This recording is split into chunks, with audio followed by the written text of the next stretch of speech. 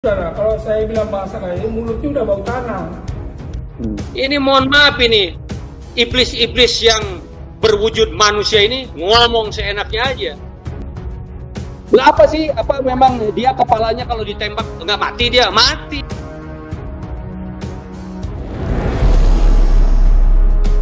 Saya itu tidak nyaman ya melihat ormas-ormas berpakaian yang terkesan lebih tentara dari tentara gitu kan. Dan pasukan khusus misalnya ya, bagaimana kita itu untuk mendapatkan baret merah itu 6 bulan latihannya. Pak Sutioso ngapain? Pak Sutioso itu udahlah, nggak usah menyinggung-nyinggung ormas. Saudara, kalau saya bilang bahasa kayak ini, mulutnya udah bau tanah. Ini mohon maaf ini, iblis-iblis yang berwujud manusia ini ngomong seenaknya aja. Loh, saya panas itu lihatnya itu. Ya. Dari Batu Jajar ke Gunung Hutan, jalan 10 hari ke Cilacap, penusuk Kambangan, pakai baret merah. Tahu-tahu dipakai ormas-ormas ini, kita ya sangat kecewa lah gitu dengan kata itu supaya diatur ya. Itu kan untuk ada kesan untuk nakut-nakutin lah gitu kan. Dan nggak usah nyinggung kita. Orang boleh takut sama Pak Sutioso, kalau saya nggak takut. Kalau dia menyinggung kita, saya bilang Anda mulutnya udah bau tanah, udahlah. Hei, Purnawirawan, Pak Sutioso itu purnawirawan baret merah dari Kopassus. Dia menghina pensiunan Kopassus. Hei, kau juga menghina presiden saya. Jenderal Prabowo itu, komandan Jenderal Kopassus, Pangkostrat presiden saya.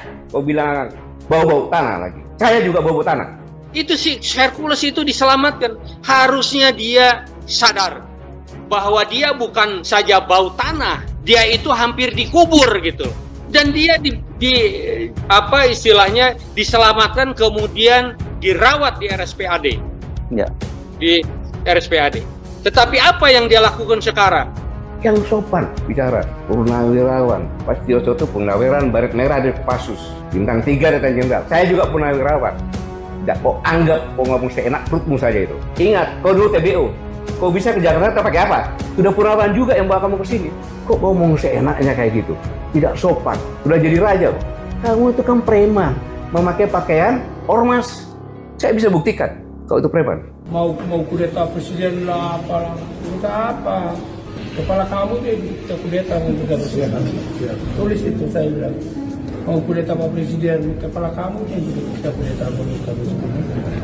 Dan presiden itu dipilih oleh rakyat. Pak Sutioso ngomong apa? Tidak ada satu kata pun purnawirawan Pak Sutioso mengatakan akan kudeta negara. Fitnah itu. Hei, para purnawan itu nggak ada satupun kata akan mengkhianati negara, akan kudeta, nggak ada. Justru mendukung. Mana ada? Pak Prabowo itu mantan Danjen Kopassus, mantan Pangkostrat. Masa prajurit TNI nggak dukung? Nggak masuk akal. Makanya pernyataan yang 8 itu kan mendukung, kecuali IKN. Dan memberikan masukan-masukan yang konkret berdasarkan pemikirannya mereka sendiri. Karena purnawirawan itu, harus tahu, purnawirawan yang di situ yang bicara itu, mereka adalah orang-orang gila mencintai negara kesatuan Republik Indonesia, termasuk presiden saya. Dia itu gila mencintai negara. Kau apa jasanya terhadap negara? Merasa sok sudah hebat, paling hebat. Lah apa sih? Apa memang dia kepalanya kalau ditembak nggak mati dia? Mati dia. Ya punten ya. Karena dia ngomong kasar, jadi saya juga harus ngomong kasar gitu loh. Saya rasanya mendidih. Sebenarnya bukan hanya Pak Gatot yang marah melihat istilahnya sesepuh TNI, mulai dari Pak Tri kemudian dan Wito, mantan kepala staf angkatan, ada semua di situ. Itu dihina seperti itu, siapa yang tidak marah? Apalagi mengenai para purna bilang, wah Gibran itu harus dimunculkan. Gibran itu dipilih oleh rakyat. Benar ya? Saya dari sini loh, saya sebenarnya nggak mau karena caranya. Gibran itu dipilih oleh rakyat. Gibran itu mendampingi Pak Presiden, Pak Prabowo, dua-duanya dipilih oleh rakyat. Dan mutlak. Mau dimaksudkan apa? Itu teman bapak-bapak kita lah, para purna itu. Karena pertaruhan pilpresnya mereka kalah gitu loh. Mereka kalah. Hidup di negara ini yang sopan santun. Saya mohon maaf kepada saudara-saudaraku sebangsa tanah air. Selama ini saya tidak pernah bicara keras, tapi dengan preman saya harus bicara dengan terbuka seperti ini, dengan menggunakan bahasa preman. Nggak boleh seperti itu. Semua TNI juga akan menjadi purnawirawan. Bahkan doanya prajurit itu agar bisa pensiun. Kenapa? Panjang umur pensiun. Sukses menjalankan tugas. Pak Sutioso itu bukan langsung bintang 3 loh. Purnawirawan ini bukan langsung begitu loh. Mereka berdarah-darah. Termasuk saya juga berdarah-darah di Timur. Dan yang lebih parah lagi, Kalau negara sudah dikuasai preman, kehancuran akan terjadi. Walaupun dia tidak misalnya menghina Pak Gatot, dia tidak menghina saya, tapi dada saya ini bergolak gitu. Itu beliau-beliau itu mantan pejabat di jajaran TNI, baik darat, laut maupun udara. Ya. Artinya beliau-beliau itu orang-orang pilihan dan memang punya kapabilitas dan sumbangsih kepada negara ini bukan main gitu. Loh kok dia ngomong seenaknya? Itu kehancuran akan terjadi. Kenapa? Porsinya akan tinggi. Mana ada preman cinta rakyat? Gak ada yang meres dengan keroyokan meres rakyat. Nggak boleh. Negara tidak boleh ada preman itu, dan itu harus diberantas. Saya katakan tidak mungkin presiden saya sekelas Pak Prabowo terpilih sebagai kepala negara, kepala pemerintahan, membackup grip. Nggak mungkin. Nah ini sebentar, ini pengalaman kan tadi kan beliau itu kan jadi cerita bahwa Hercules itu datang ke sini karena TBO, waktu jadi TBO itu apa bawah kendali operasi apa sih katanya? Tenaga bantuan operasi. Oh, tenaga bantuan operasi. Iya, bawa barang, bawa gitu Nah, kan. Nah, itu kan Pak Gatot juga punya pengalaman di Timur yang sama. Jadi sebenarnya hubungan itu seperti apa sih, Pak? Ini kan karena begini, kita kan prajurit-prajurit di sana. Iya. Merasa sudah dibantu dibawain barang-barangnya kayak gitu kan, maka dibawa ke Jakarta dan ke Solo segala macam untuk supaya kesejahteraannya, kehidupannya lebih baik, berubah lah gitu kan. Tapi justru dia mengatakan pensiunan. Padahal yang bawa dia ke sini sudah pensiun itu. Sudah pensiun lah, zamannya tahun 80-an lah kan. Udah pensiun.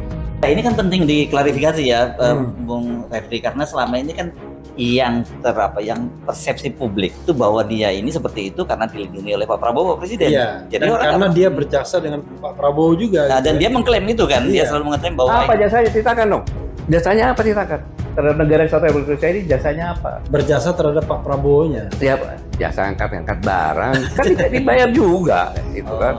Cuma karena mungkin Pak Prabowo ya hatinya baik kan gitu, kamu ikut mungkin, tapi saya yakin bukan Prabowo juga kan gitu, kamu ikut ke Jakarta ya disekolahkan segala macam. Masalahnya Hercules ini kurang ajar nih orang, tidak tahu diri gitu loh. Dia merasa paling hebat, tahu udah pensiun, nggak ada di mata kirinya dia tuh, nggak dianggap, ya kan.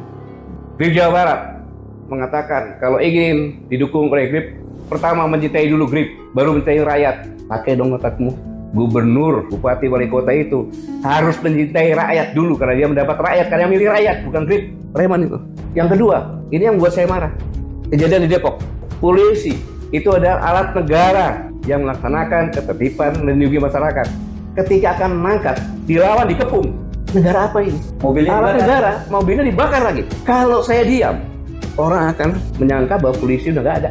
Akhirnya ke preman.